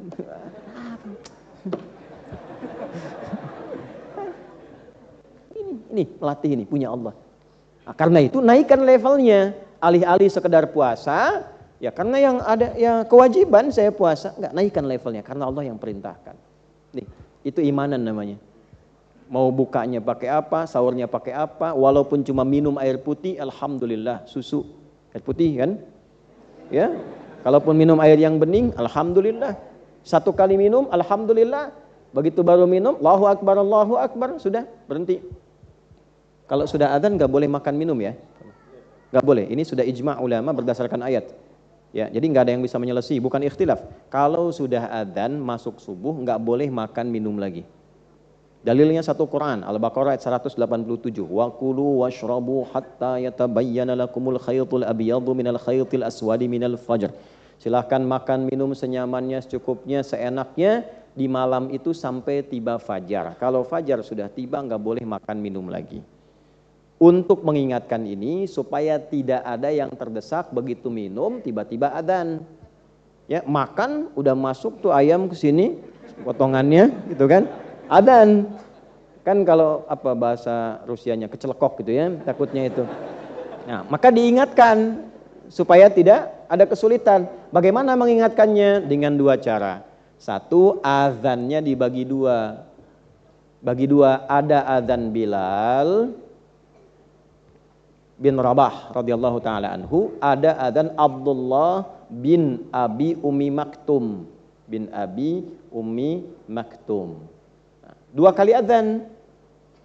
Adzannya Bilal bukan adzan subuh, adzan pengingat waktu subuh sebentar lagi tiba. Yang lagi makan, hati-hati ya, sebentar lagi tiba. Jangan sampai nanti saat makan dan minum adzan tiba, jadi akhirnya tidak membuat situasi kondusif. Ya, jarak antara Bilal sampai ke Abdullah bin Abi Ummi Maktum ini adzan, maka petunjuk yang kedua, sahabat Abdullah bin Mas'ud diminta oleh Nabi ngaji. Ngaji Abdullah setelah Bilal adzan. Ya, ditanya kemudian Abdullah, kalau kamu ngaji, jarak dari mulai Bilal adzan ke Abdullah bin Abi Ummi Maktum itu berapa lama? Ya kurang lebih 50 ayat lah. Ahli Quran tuh begitu, jawabannya semua Quran. Ahli Quran jawabannya semua Quran. Ya. Ustadz dari Bekasi ke sini berapa lama, berapa jam? Ya kurang lebih 2 juz lah. Ya. Nah, gitu. Kalau jadi ahli Quran antum enak itu. Ya insya Allah ya. Jadi yang semua keluar Quran. Quran peci berapa? Khatamallahu ala qulubihim wa ala sam'ihim. Anak berapa? Ulaika ala hudam rabbihim wa ulaika humul muflihun. Istri alif lam mim. Ada rencana poligami, shadaqallahul azim. Itu Quran. Nah ini 50 ayat ngaji. Nanti setelah ini selesai orang tahu. Oh ini tahu nih, ini akan adzan. Nah inilah adzan subuh yang ini. Makanya di Al-Bukhari ada bab la yamna'annakum adzanu Bilal. Tidak mencegahmu untuk terus makan dan minum sepanjang yang adzan masih Bilal. Kenapa? Karena belum tiba subuh. Tapi ada orang ngaji nggak baca syarahnya. Ya, lihatnya terjemah saja. Dan taunya Bilal itu muadzinnya Nabi. Sehingga disimpulkanlah kalaupun masih adzan masih boleh makan dan minum. Ini menyalahi hukum. Jadi kalau ada orang masih makan dan minum saat adzan berkumandang itu batal puasanya. Mesti qadha. Ya? Nah ini pengingat dulu ya. Tapi terlepas dari itu semua secara hukum fikih, lakukan puasa karena iman. Jelas sampai sini? Baik, ini ya yang paling utamanya. Jadi apa cirinya orang mengerjakan puasa karena imannya? Tuh. Tandanya apa? Ini kan wajahnya sama semua kan? Klaimnya sama. Sekarang kan berubah. Karena iman, karena Allah. Tandanya apa? Maka tanda pertama bila puasa itu dikerjakan karena iman, teruskan hadisnya. Pakai hadis dulu. Subtopik yang ketujuhnya. Tadi kan subtopik 6 kan? Nah inilah jeniusnya Imam Al-Bukhari. Jadi satu bagian diterangkan satu hadis lagi, terangkan satu hadis lagi. Babun ajwadu makanan Nabi sallallahu alaihi wasallam yakunu fi Ramadan. Bab subtopik yang menerangkan tentang karakter Nabi yang sangat mulia, sangat dermawan, sangat indah yang terjadi di bulan Ramadan. Jadi kalau puasa itu dikerjakan karena iman, terlihat tanda-tandanya seperti yang ditunjukkan oleh Nabi ini saat puasa. Ya, kita baca. Bismillahirrahmanirrahim. Qala al-Imam al-Bukhari rahimahullahu taala haddatsana Musa ibnu Ismail, haddatsana Ibrahim ibnu Sa'd, akhbarana Ibnu Shihab an Ubaidillah ibn Abdullah ibn Utbah an Ibn Abbas radhiyallahu taala anhuma qala. Hadisnya dari sahabat Ibnu Abbas radhiyallahu taala anhuma dan beliau keponakan Nabi SAW, satu keluarga Nabi dan orang yang didoakan oleh Nabi dari sejak kecil sampai menjadi pakar Al-Quran, turjumanul Quran dan mufti dalam usia remaja. Dalam usia remaja Umar bin Khattab radhiyallahu taala anhu sudah mengangkat beliau sebagai mufti. Kana Nabi sallallahu alaihi wasallam adalah penampakan Nabi sallallahu alaihi wasallam ajwadan nasi bil khair. Beliau itu orang yang paling melimpah kebaikannya. Dari ujung kepala sampai ujung kaki. Jadi lihat wajah Nabi aja sudah bisa menyimpulkan ini orang terbaik. Antum kalau lihat orang dari wajahnya terus menyimpulkan ini orang baik, itu Nabi itu berlipat-lipat dari itu. Makanya banyak orang tuh yang keras jadi lembut, lihat Nabi aja jadi lembut tuh, Masya Allah. Yang jahat bisa jadi baik Pak, cuma lihat jadi baik. Ya. Nabi Yusuf kan diviralkan Nabi paling ganteng kan? Yang pernah terlihat. Nah Nabi itu berkali-kali lipat dari itu cahayanya, berkali-kali lipat dari itu. Ya, Masya Allah. Nah kemudian wa kana ajwadu ma yakunu fi Ramadan, dan kebaikan itu nambah ketika Ramadan tiba. Jadi puasa yang dikerjakan karena iman melipat gandakan kebaikan yang biasanya kita kerjakan. Itu cirinya. Ya, kita baca dulu ya. Hina yalqahu Jibril alaihi salam, dan khususnya saat Jibril datang menemui Nabi sallallahu alaihi wasallam, wa kana Jibril alaihi salam yalqahu kulla lailatin fi Ramadan hatta yansalikha ya'ridu alaihi an-nabiy sallallahu alaihi wasallam al-Qur'ana fa idza laqiyahu Jibril alaihi salam kana ajwada bil khairi min ar-rihil mursalah. Khususnya ketika Jibril datang untuk mengecek Qur'annya Nabi sallallahu alaihi wasallam, ya, dalam kesempatan malam dicek, kemudian dibacakan oleh Nabi Quran. Setelah mendapat Quran itu, cahaya Quran hadir dalam diri Nabi, dipraktikkan dalam bentuk perilaku, dan jadilah orang paling baik, paling dermawan. Saat puasa bertambah kebaikannya. Amalan siang untuk menunjukkan dikerjakan puasa pakai iman. Satu, iman ini membimbing tubuh dari ujung kepala sampai kaki jadi baik. Jadi ketika melihat, karena imannya aktif, maka pandangannya dibimbing oleh iman. Ini cirinya nih, nggak semua dilihat Pak, Bu. Ya, jadi nggak semua hal dilihat, imannya langsung membimbing pandangannya. Kan Anda mengatakan, saya mengerjakan puasa imanan, karena iman, karena Allah. Maka Allah memerintahkan iman dalam hatinya, bimbing matanya untuk melihat. Dalilnya Quran surah 24, ayat 30 untuk laki-laki, 31 untuk perempuan. Qul lil mu'minina yaghuddu min absarihim. Ayat 31-nya, wa kullil mu'minati yaghuddna min absarihinna. Katakan pada pria-pria yang beriman, perempuan yang beriman, sekarang yang sedang puasa, kalau merasa puasa dengan imannya, maka nanti iman membimbing matanya. Dari mata dulu dibimbing. Jadi yang harus dilihat, ini nggak boleh dilihat. Jadi kebiasaan 11 bulan saat melihat itu bisa nyaman, saat Ramadan tidak. Dilatih sehingga 11 bulan berikutnya dipraktekkan. Ya, bukan Ramadan aja, habis itu hilang lagi misalnya kan. Nah, ini tanda tidak diterima puasa. Jadi dilatih. Oh, ini yang harus dilihat tuh ini. Ada gambar yang nggak baik, imannya langsung aktif, langsung dipalingkan. Jelas? Kelisan begitu, mau bicara ditimbang dulu, imannya jalan. Ini nggak usah diucapin, ini nggak bagus. Tapi saya diprovokasi, katakan pada dirimu, engkau sedang puasa. Nggak usah dibalas. Tuh ya. Dibikin status nggak enak tentang kita, mau balas, jangan kata imannya. Kamu sedang puasa. Tulis saja gitu kan. Ya, semoga Allah berikan kebaikan, semoga puasa kita diterima. Itu aja. Jadi langsung dipandu sama imannya. Ya. Jadi nggak ada tambahan yang lain. Ini kan bulan puasa, nggak baik kayak gitu. Ente nggak puasa ya? Nah itu masih setengah iman. Ini masuk tuh. Sampai ke ujung kaki. Nah, ini puasa yang maksudnya dilakukan karena iman. Jadi kalau sudah begitu naik status dari sekedar shaim menjadi abdun min ibadillah. Hamba Allah yang lagi menunaikan perintah Allah. Maka disebutnya nanti ibad, dapatlah rahmat Allah. Kan puasa bulan rahmat tuh. Begitu dapat rahmat di dunia namanya Rahman. Rahmat Allah di dunia namanya Rahman. Rahmat Allah di akhirat untuk orang beriman namanya Rahim. Maka disebutlah ibadur Rahman. Muncul ciri di surat Al-Furqan itu. Wa ibadur Rahmanil ladzina yamshuna 'alal ardi hauna wa idza khatabahumul jahiluna qalu salama. Kalau sudah jadi ibadah Rahman, dimanapun berpetualang di muka bumi, dia berpetualang dengan indah. Tawadu, senang, nyaman, orang-orang menerima dengan baik. Walaupun ada yang provokasi, qalu salama. Dia menjawab dengan nyaman-nyaman aja, baik-baik aja. Nah, kalau sudah seperti itu enak hidup karena dihijab kita dengan masalah orang.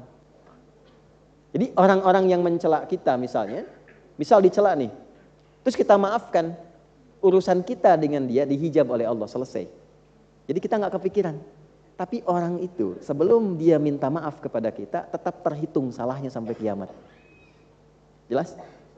Nah, jadi kita diringankan bebannya. Tapi orang-orang itu terus nanti nambah lagi, nambah, sepanjang tidak selesai. Jadi hidupnya itu enteng, ringan, itulah iman. Nah iman itu membuat hidup lebih ringan. Ya hari kedua tuh, coba dites. Merubah jadi baik belum? Ya, sampai level tertingginya nih Nabi yang sampaikan. Tapi ini nggak bisa kita sampai situ. Sampai kebaikan dan kelembutan Nabi mengalahkan angin yang bertiup sepoi-sepoi. Tuh di luar ada kipas angin tuh, sepoi-sepoi, samping tiang, plek, gitu. Nempel ke tembok, plek, ya kan?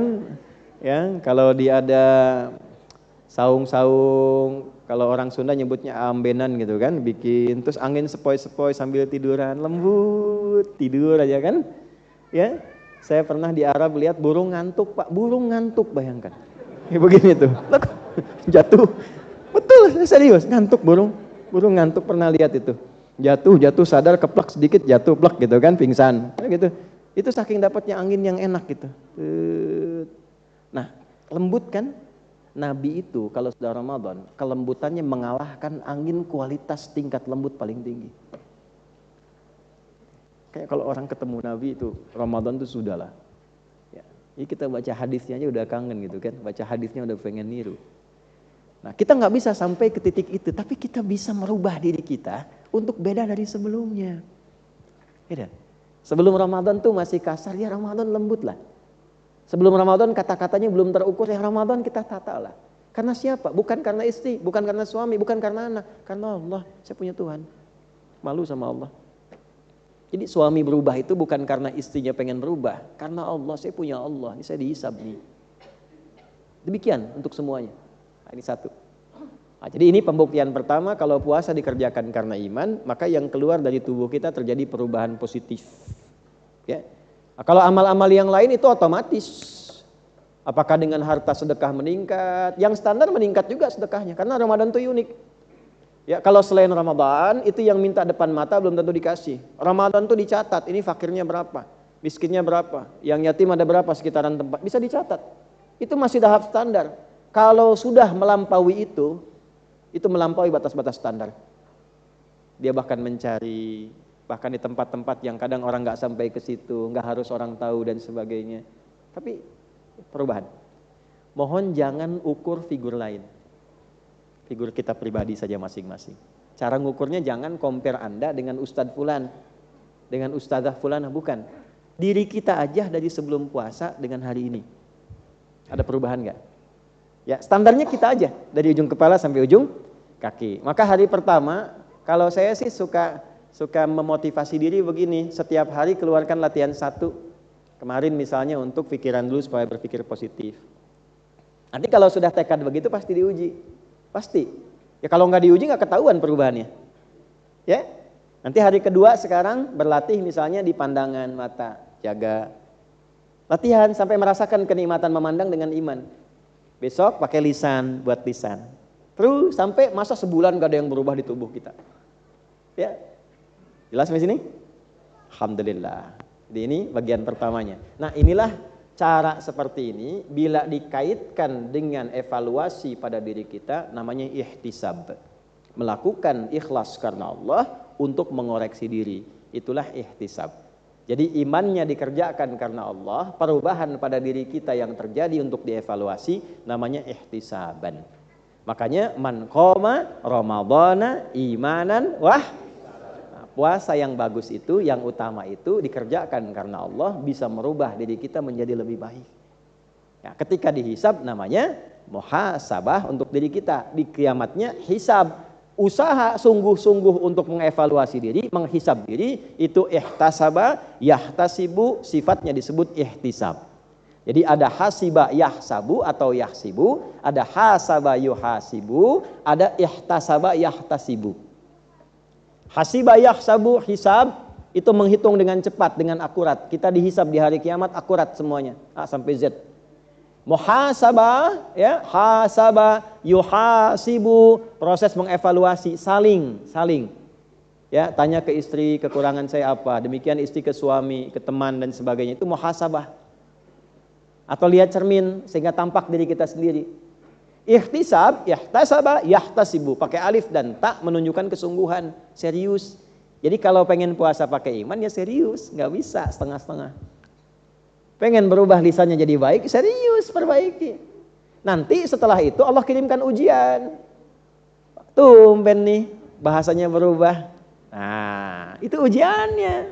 Nah, balasnya gimana nanti tuh? Akan selalu begitu. Kalau kita sudah komitmen pakai iman, pasti udah ujian. Gak mungkin gak ada ujian. Bapak ibu tahu dari mana anaknya lulus dengan nilai yang bagus? Ujian kan? Berhasil belajar di sekolah, ujian kan? Kita juga gak akan diketahui lulus dari pelajaran ini kalau belum ujian. Jadi kalau sekarang komitmen saya akan menerapkan ini, pasti ada ujian. Pulang ke rumah senyum, ya kan? Istri pulang pas ikut ngaji, suami qadarullah belum sempat, pulang ke rumah jadi sopan. Tumben kamu begini. Nah, ada ujian. Responnya gimana tuh? Nah, kalau jawabnya ketus berarti belum lulus materi ini. Makanya ngaji. Kan? Nah, ini babnya tuh, babnya ini. Nggak mudah. Ya, sama, Ustadz juga sama. Ya, makanya jarang Ustadz ngajar bawa istrinya kan jarang tuh. Saya cerita karena hari ini sinyal gangguan. Nggak live kan? Nggak ya, gangguan. Alhamdulillah, tapi direkam. Nanti insya Allah besok atau kapan nanti naik tayangan ini insya Allah. Jangan diedit yang ini ya, biar aja nanti lihat. Gak apa-apa. Ya, Alhamdulillah kan saling ingatkan, kan kita pertama mengamalkan. Kalau ingin baik pasti diuji, nggak mungkin nggak ada ujian. Jadi ketika Allah kirimkan ujian, itu ingin merubah kita jadi baik. Kalau ujiannya harta, berarti harta kita ingin ditata oleh Allah sehingga keluar yang baik-baiknya. Yang jeleknya hilang, yang baik muncul. Kalau ujian di rumah tangga, pasti ada masalah. Bohong kalau ada orang hidup berumah tangga nggak ada masalah tuh bohong. Kalau nggak pernah berantem tuh bohong. Hadis Nabi aja ada kok masalah. Nabi orang paling baik, paling takwa di muka bumi, dikirimkan masalah di rumah tangga. Anda bukan Nabi. Statusnya bukan yang terbaik dalam pandangan Allah. Kami nggak ada masalah, bohong. Pasti ada. Itu dikirimkan supaya sakinah muncul. Walaupun istri Anda namanya Sakinah, supaya muncul, ya mawaddah, rahmah, supaya keluar. Kalau nggak ada itu mawaddah nggak akan muncul. Antum kalau nggak diuji dengan sulitnya cari pekerjaan, nggak akan keluar sifat mawaddah. Perjuangannya apa, kenikmatan meraih itu apa, nggak akan bisa cerita. Ya, orang-orang sukses itu kan kalau ceritanya bukan kesuksesannya, cerita perjuangannya. Silahkan Anda cek orang-orang kaya-kaya sekarang. Kalau dia podcast, dia cerita, dia nggak akan pernah cerita saya punya ini, akses dia begini, kekuatan. Dia akan cerita tentang pengalaman perjuangan masa lalunya. Yang mahal tuh itunya, teman-teman. Jadi ketika diuji, berbahagialah. Terima kasih ya Allah, Kau titipkan ujiannya kepadaku bukan pada yang lain. Kau percaya denganku. Aku akan tunjukkan bahwa aku akan menjalani itu dengan sungguh-sungguh. Ini ihtisaban. Sungguh-sungguh. Nah, jangan yang punya utang antum suruh ustadz yang lunasi. Ya, ujiannya kan antum lulus. Jangan yang masalahnya antum punya ya dibebankan pada orang lain. Konsultasi, minta pendapat, bagus. Minta arah, bagus. Tapi untuk menghadapinya, nih saya akan kerjakan, saya akan lakukan. Gak mungkin Allah kirimkan ujian kalau tidak diberikan cara menyelesaikannya. Ini ihtisaban namanya. Nah makanya yang pertama iman dulu, harus merasa punya Allah dulu. Kalau itu kurang, nanti pesimisnya banyak. Jelas di sini? Nah untuk bisa memaksimalkan dua ini, niat wa niyatan, niatnya mesti benar. Makanya 3 tadi, 1 imanan, 2 ihtisaban, 3 wa niyatan, niat yang benar. Jadi kalau standar mau besoknya puasa, kita bisa puasa siapkan, bisa niatnya dilafadzkan untuk menguatkan, ya. Nawaitu shauma ghadin an ada'i fardhi syahri ramadhan hadhihi sanati imanan wa ihtisaban lillahi ta'ala. Mau di hati dikuatkan, jazamkan, boleh tanamkan pada hati kita. Kemudian siapkan makan sahur untuk menaati Allah dan Rasul. Mulai dari situ baru tanamkan ini. Benarkan dulu niatnya. Kalau cuma standar dibacakan selesai. Niat yang benar itu ini Bapak Ibu, 1 at-takhalli namanya. Takhalli. Ini ulama banyak membahas ini.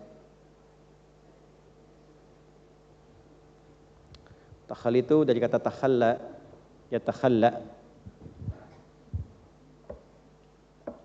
Sudah? Berusaha mengosongkan, menghilangkan hal-hal yang tidak baik yang ada dalam hati. Ya, hal-hal yang tidak baik yang ada dalam hati. Karena niat tempatnya dalam hati. An-niyatu mahalluha fil qalbi. Tempatnya di sini. Nah, ini mesti bersih. Kalau nggak bersih nggak keluar imannya. Kalau nggak kebersih nggak keluar ihtisabnya. Maka yang pertama stepnya takhalli, hilangkan dari sifat-sifat yang kotor dulu. Pesimis. Masa mau puasa Allah sudah bentangkan banyak manfaat, orangnya pesimis. Hambanya pesimis. Itu nggak tepat. Jelas? Sifat-sifat kurang baik yang biasa-biasa ada di hati, niatkan untuk memperbaiki itu. Masing-masing sudah punya pandangannya sendiri. Karakternya dibaca masing-masing. Nah, niatkan untuk memperbaiki itu.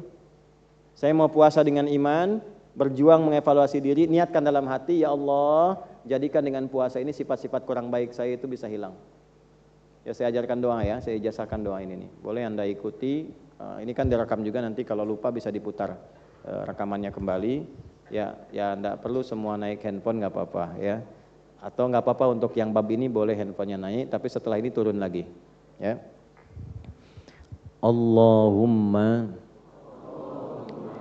ati anfusana taqwaha wa zakkiha anta khairu man zakkaha anta waliyuha wa maulaha.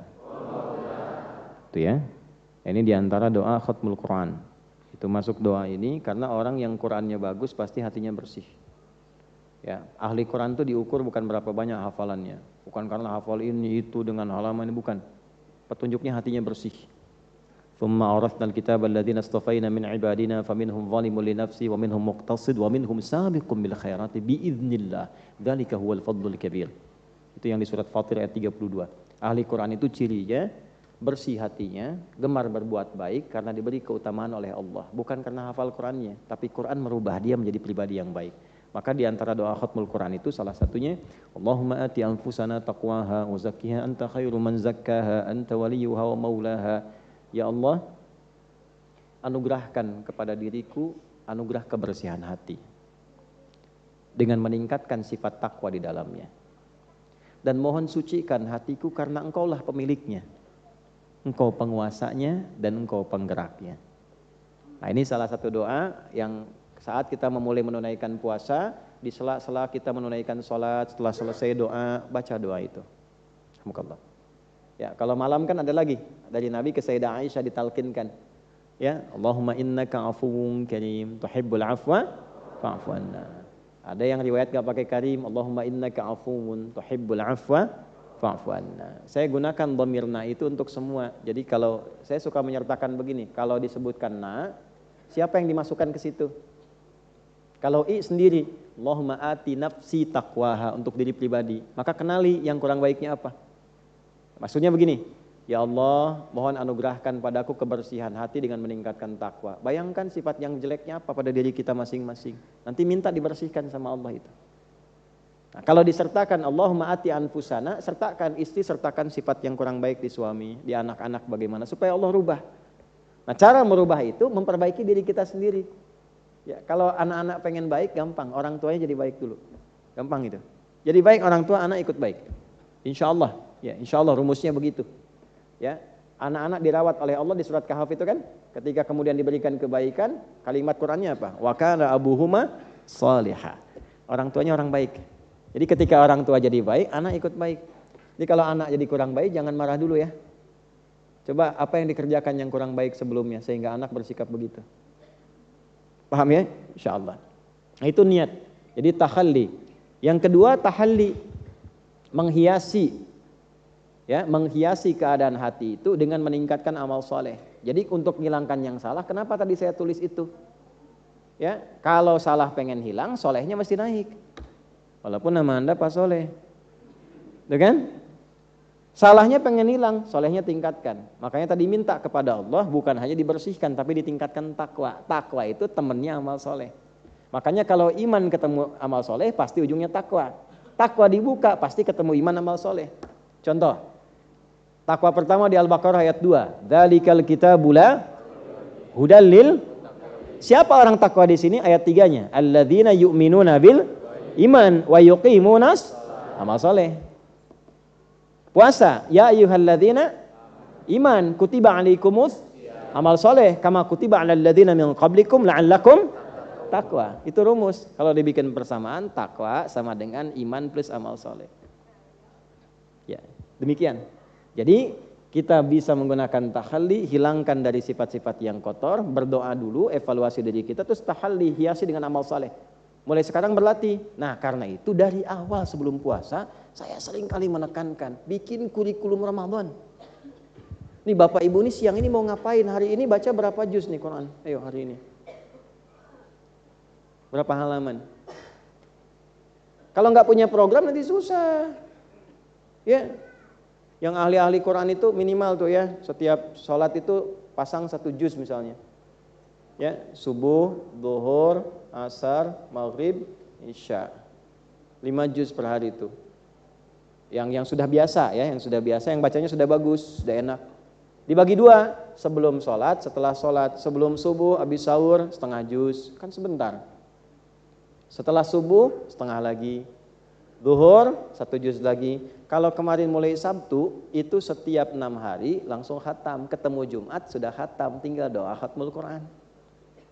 Kan Sabtu 5 juz, Ahad 5 juz, Senin 5 juz, Selasa 5 juz, Rabu 5 juz, Kamis 5 juz. 5 kali 6, 30 juz. Jumatnya tinggal baca Al-Kahf, malamnya Yasin, Al-Kahf, Al-Mulk, kemudian doa. Enak begitu. Ya? Nah, belum dapat ke situ, turunkan misalnya sehari saya 1 juz bagi 5. Itu gampang nanti bacanya, Bu. Ya, ingin mulai, niatnya ikhlas. Jangan lihat bisa tidaknya, lancar tidaknya. Nabi mengatakan yang belum lancar pun diberi 2 pahala. Pahala kesungguhan pengen bisa baca, pahala dari hasil bacaan 2 kali. Ya. Walladzi yatata'ta wa huwa syaqqun 'alaihi atau kama qala sallallahu alaihi wasallam falahu ajran. Siapa yang berusaha pengen bisa ngaji sampai bisa ngaji, itu diberikan 2 pahala oleh Allah. Keinginan kesungguhannya plus hasil bacaannya. 2 kali pahala. Targetnya begini misalnya 1 juz.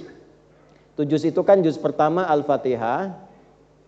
plus Al-Baqarah 141 ayat kan? Al-Fatihah misalnya nggak usah dimasukin lah, masa nggak bisa baca Al-Fatihah? Aja ya, kan tiap hari dibaca ya. Berapa? 15 kali, 16 kali? 17. Kalau 16 berarti tadi subuhnya 1 rakaat, kan? Pasti 17. Ya. Nah, sekarang lihat rumusnya nih, lihat rumusnya. Ambil yang 141 aja. Ini kan 1 juz itu 141. 10 lembar 20 halaman kan? Kalau mau pakai per ayat gini, 141 bagi 5 waktu sholat. Berapa? 28 lah cepet ya kurang lebih. Benar nggak? Benar nggak? Iya kan? Kurang lebih 28 kan? Plus 1. Ya, ini 28, ini 28, ini 28 sampai Isya. Bagi 2 berapa? 14. Sebelum subuh ibu ngaji 14 ayat. Gak usah banyak-banyak. Cuman bacanya yang benar. Yang tertib. Setelah subuh 14 ayat. Sebelum zuhur 14, setelah zuhur 14 sampai Isya 1 juz selesai. Alhamdulillah. Itu sehari 1 juz, enggak kerasa. Bacanya cuma 14. 14 ayat itu kan berapa menit sih? Paling 10 menit. Ya kan? Bisa kurang dari itu. Karena 14 itu 1 halaman kurang, 1 halaman kan 15 ayat. Ya kan? Kalau kita mau bagi begitu. Jelas? Astagfirullah. Semoga Allah ampuni. Saya mohon maaf kalau ada yang kurang tepat disampaikan ya. Jelas? Nah, ini yang kedua. Jadi takhalli langsung praktek. Diuji, hilangkan keburukan-keburukan, niatkan. Setelah itu tahalli, cari amal soleh. Salah satunya apa? Tadi Quran disebutkan di hadis. Nabi biasa talaqi Quran setiap datang Ramadan. Jelas sampai sini? Kira-kira Nabi bisa nggak hatam berkali-kali? Saya kan Nabi ya. Kenapa Nabi cuma sekali hatam? Terus di waktu tahun meninggalnya 2 kali hatam. Supaya jadi standar minimal untuk kita mau ngaji Quran. Sebab kalau Nabi nanti hatam 100 kali jadi sunnah. Siapa yang mampu? Ya kan? Makanya diberikan ukuran standar. Masa selama Ramadan gak bisa hatam sekali saja? Atau minimal bisa interaksi dengan Al-Qur'an. Nah, jelas sampai sini? Oke, jadi amalan pertamanya apa? Quran. Kalau sholat sudah standar. Jelas itu yang amal saleh. Jadi saya cukupkan dulu sampai di sini, Bapak Ibu sekalian. Untuk yang ini sebagai penutupnya 1 hadis lagi. Yang kedua, ini perintah. Perintahnya kosongkan hati dari sifat-sifat yang kurang baik. Kemudian buat kurikulum amal saat siang. Yang paling bisa dikerjakan ada 2, amalan fisik, meningkatkan sholat. Cari sholat-sholat siang ya Bu, Pak. Ya, 2 rakaat sebelum subuh, sholat syuruk, 2 rakaat yang duha. Ada yang 4 rakaat duha, silahkan. Sepanjang belum duhur masih ada kesempatan untuk duhanya. Kemudian nanti 2 rakaat sebelum duhur, ya bisa 4. 2 rakaat setelahnya. Asar sebelumnya ada mutlak 4 rakaat, hadisnya dari Ibnu Umar, kalau mau dikerjakan boleh. Rahimallahu mura'an shalla qabla al-asri arba'an. Allah menyayangi, memberikan tambahan rahmat orang yang sholat sunnah 4 rakaat sebelum asar. Maghrib 2 rakaat setelah maghrib. Kalau sunnah yang sebelumnya itu kalau betul-betul belum ada orang nunggu, karena maghrib itu mepet. Makanya di Timur Tengah apalagi fikih Maliki itu begitu adzan langsung qomat. Karena jaraknya itu begitu tipis, ke isyanya pendek. Oleh karena itu yang ba'diyah yang didahulukan. Sebelum Isya, setelah Isya. Itu untuk yang malam. Nah yang siang keluarin menunya, dituliskan. Gak apa-apa, tulis aja Bu, Pak. Minta anaknya, cucunya tolong printkan sholat-sholat sunnah yang siang. Minimal tolong kerjakan seumur hidup pernah mengerjakan itu. Supaya nanti saat dihisab, dibaca kitab, kita tertulis pernah mengerjakan itu. Ya, kan di hari kiamat suruh baca kitabnya. Minimal sekali pernah sholat duha seumur hidup. Ya, minimal sekali pernah sholat syuruk. Minimal pernah dalam sehari, alhamdulillah lengkap rawatibnya, gak ada yang hilang. Ya, coba usahakan itu. Ya, minimal insya Allah di buku hisab kita pernah mengerjakan amalan-amalan ini, latihan. Kemudian di luar yang sholat, Al-Quran. Sudah? Baik, targetnya berapa setiap hari? Diurai. Kalau ingin mudah bagi waktu sholat. Kemudian per halaman bisa Baginya gini Bu, Pak, standarnya kan 10 lembar. 10 lembar tuh bolak-balik, satu lembar tuh gini, bolak-balik. Ya. Nah, satu bagiannya disebutnya halaman. Jadi satu juz itu 20 halaman, 10 lembar. Satu halaman 15 ayat. Satu halaman berapa ayat? 15 ayat. Jadi kalau Bapak Ibu ingin bagi, misalnya dibagi waktu sholat, ini kan ada 5. 10 bagi 5, 2. Setiap satu waktu sholat 2 lembar. Bagi sebelum sholat 1 lembar, setelah sholat 1 lembar. 30 ayat. 30 ayat, 30 ayat. Maka malam selesai 1 juz, 1 juz. Jadi kalau misalnya 1 menitnya 1 ayat, walaupun agak kebanyakan ya, alif lam mim kan gak mungkin semenit tuh. Ya, maka kurang lebih 20 menit untuk ya satu bagian ini. 2 lembar, 2 lembar, 2 lembar, insya Allah kalau begitu caranya ringan. Tapi kalau ibu ngambil satu waktu aja, ngajinya habis taraweh, kumpul bareng-bareng ngaji, nggak apa-apa. Cuma nanti bebannya makin banyak. Tapi kalau ibu bagi 5 waktu ini, insya Allah makin ringan, nggak kerasa tiba-tiba malam udah khatam 1 juz, malam 1 juz. Jelas? Alhamdulillah. Kedua, amalan harta. Pembuktian iman. Kalau biasanya saya suka motivasi diri bikin anggaran Ramadan. Ya, nggak ngelihat banyaknya. Misalnya untuk 30 hari 1000 per hari. Nanti keliling mana 1000 untuk menyampaikan yang 1000 ini. Cari, sampaikan mana. Yang penting apa? Yang penting memenuhi ini aja tuntutan keimanan. Ya kan ada ibadah harta tuh, apa yang bisa kita berikan? Ya kan?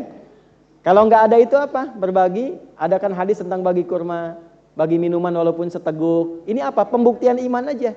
Untuk menunjukkan bahwa saya hamba Allah, ada karunia besar, saya pengen berbagi walaupun sehirup air. Jelas di sini? Oke. Aspek yang keduanya yang harus ditinggalkan. Saya tutup dengan hadis yang terakhir ini. Subtopik nomor 8, hadis nomor 1903. Bismillahirrahmanirrahim. Babu man lam yada' qaul az-zuri wal 'amal bihi fi as-shaum. Qala al-Imam al-Bukhari rahimahullahu ta'ala, haddatsana Adam ibnu Abi Iyas, haddatsana ibnu Abi Dhib, haddatsana Sa'id al-Maqbari an abihi an Abi Hurairah radhiyallahu ta'ala anhu qala qala Rasulullah sallallahu alaihi wasallam, man lam yada' qaul az-zuri wal 'amal bihi falaysa lillahi hajatun fi an yada'a ta'amahu wa syarabahu. Awas, hati-hati ya, hati-hati. Nabi SAW menyampaikan, siapa yang selama puasa tidak mampu mengontrol kata-katanya, sehingga selalu mengeluarkan kata-kata yang tidak baik. Ya, qaul az-zuri itu kata-kata kotor yang sifatnya provokatif. Ya, bisa dua objeknya, bisa ke diri pribadi, bisa ke orang lain. Jelas? Ya, kata-kata yang nggak bagus karena semua rata-rata bermula dari lisan. Nah, sekarang pindah lisan punya juru bicara. Tangan, jari ini. Story, status, ya, tulisan. Siapa yang masih dalam Ramadan belum bisa mengontrol juru bicara dari tubuhnya, mau lisannya, mau tangannya sekarang, atau ekspresi bagian dirinya, dan dia tetap mengerjakan itu selama puasanya, maka Allah nggak butuh puasanya. Aku nggak peduli dia ninggalkan makan, dia ninggalkan minuman, nggak dihitung oleh Allah. Jadi ini yang disebut oleh Nabi sallallahu alaihi wasallam, rubba shaimin laisa lahu min siyamihi illal ju' wal atas. Atau kama qala sallallahu alaihi wasallam. Ada orang yang kelihatannya puasa tapi nggak dapat apa-apa dari puasanya kecuali terlihat menahan lapar dan haus saja. Maka bab perintah ini yang tadi yang kita bahas, bab larangannya, kontrol diri kita. Kalau merasa menunaikan puasa dengan iman, maka tolong kontrol diri ini. Kalau mau berkata, timbang dulu. Kalau mau berekspresi, lihat dulu. Ada sesuatu yang kurang baik, cepat perbaiki. Ingat Allah. Biasanya kalau iman sudah aktif, kalau ada yang keliru, imannya aktif, langsung dia koreksi itu. Ya, langsung dia rubah dan seterusnya. Jelas sampai sini? Nah, inilah apa yang kita dapatkan dari hadis yang pertama tentang keutamaan Ramadan. Alhamdulillah kita mulai di hari yang kedua ini. Kalau ini bisa kita kerjakan, maka anugerahnya sebelum pahala diberikan, ghufira lahu ma taqaddama min dzambi. Karena orang ini mau mengevaluasi ujung kepala sampai ujung kakinya, dia merubah dirinya, dia lakukan karena Allah, maka Allah meridhai amalannya. yang Allah turunkan, semua dosa-dosanya diampuni oleh Allah Subhanahu wa taala. Jadi taubatnya ini melalui amal, bukan bicara lagi. Gini Pak, gini. Saya mau mandang dengan pandangan yang baik. Saya berjanji hari ini pengen lihat yang baik-baik aja. Itu sudah taubat mata. Ya, tanpa harus kita mengatakan ya Allah saya taubat dari pandangan saya. Tanpa kita berkata begitu, itu otomatis dosa mata gugur semua. Terus ke lisan. Sebagai anak pernah bicara apa tuh? Ya, sama orang tua, sebagai pasangan, sebagai tetangga. Terus kita berusaha menata jadi lebih baik nih. Saya pengen lebih baik karenamu ya Allah. Saya pengen lebih baik. Terus lisannya ketika akan bertutur diaktifkan imannya, mengontrol lisan. Itu otomatis yang dulu gugur semua. Babnya dihapus semua itu. Karena kalimatnya semua yang telah berlalu. Tapi para ulama memberikan catatan juga, kecuali utang. Utang tetap dibayar. Dosa gugur, utang belum lunas. Ya, jadi kalau ada utang tetap diniatkan untuk dibayar. Ingat ya, berniat menghutang. Kalau pengen cepat melunasi utang, niatkan untuk bisa melunasi. Kalau nggak niat, susah. Seperti berniat meminjam utang, niatkan untuk melunasi. Dan niatkan untuk mendapatkan ridha Allah. Itu dipercepat nanti. Insya Allah. Nah, jadi ini saja yang kita bahas di pertemuan hari ini. Dan saya minta maaf, berulang kali saya sampaikan. Yang baik itu titipan Allah, silahkan amalkan. Yang tidak baik nggak usah diambil, yang buruk jangan dicontoh. Ya, ambil dari yang baik-baik ustadz-ustadz yang lain. Dan saya harus minta pengertian Bapak Ibu sekalian untuk memahami di batas-batas kepadatan jadwal mengajar ini. Mohon maaf barangkali ini yang terakhir saya mengajar di Masjid An-Nur. Untuk saat ini, mohon maaf saya sampaikan ini terakhir kali saya mengajar di Ramadan tahun ini. Ya. Nah, jadi nanti setelah Ramadan kita mulai lagi ya. Nah, karena itu kita jumpa lagi. Mudah-mudahan Ramadannya berhasil. Terus saya begitu ya. Allahumma taqabbal minna innaka antas samiul alim. Wa tub 'alaina innaka antat tawwabur rahim. Allahumma ighfir lana dhunubana ya Allah wa kaffir 'anna sayyi'atina wa tawaffana ma'al abrar. Allahumma ati anfusana taqwaha wa zakkiha anta khairu man zakkaha anta waliyuha maulaha. Allahumma ij'alna minal mu'minin. Allahumma ij'alna minal muhtasibin fi ada'is siyam ya Allah kama tuhibbu wa tarda. La tada' lana fi maqamina hadza dhanban illa ghafartah. Ya Allah, jika ada pendosa di majlis ini ampuni dosa-dosanya. Wala hamman illa farajtah. Jika ada yang membawa kegelisahan, tenangkan jiwanya sebelum ia pulang. Wala dainan illa qadaitah. Jika ada yang kesulitan finansial atau terlilit utang piutang, berikan ya Allah limpahan rezeki yang dapat melapangkan kehidupan dunianya. Wala asiran illa yassartah. Jika ada yang diuji dengan kesulitan seberat apapun, ringankan dan ya Allah hilangkan kesulitannya. Wala maridan illa syafaitah. Jika ada yang sakit, angkat dan sembuhkan penyakitnya. Wala hajatan min hawaijid dunya wal akhirati fiha laka ridan wa fiha lana salah illa qadaitaha ya arhamar rahimin.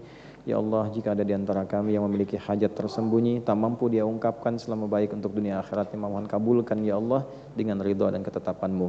Allahumma bifadlika subhana rabbika rabbil izzati amma yasifun wa salamun alal mursalin subhanakallahumma rabbana wa bihamdika asyhadu an la ilaha illa anta nastaghfiruka wa natubu ilaik.